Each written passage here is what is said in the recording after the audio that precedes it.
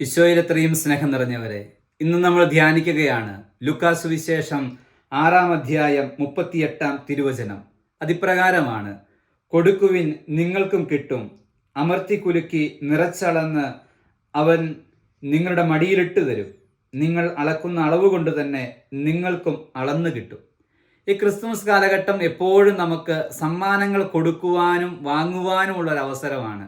നമ്മളെല്ലാവരും നമ്മുടെ ക്രിസ്തുമസ് ഫ്രണ്ടിന് വേണ്ടി സമ്മാനങ്ങൾ കരുതി തുടങ്ങിയിട്ടുണ്ട്, അത് കൊടുക്കുവാൻ വേണ്ടി ഒരുങ്ങുന്നുണ്ട്. പക്ഷേ നമ്മുടെ സമ്മാനങ്ങളൊക്കെ വർണ്ണക്കടലാസിൽ പൊതിഞ്ഞത് മാത്രമാണോ എന്നാണ് ഇന്നത്തെ വചനം നമ്മളെ ഓർമ്മിപ്പിക്കുക.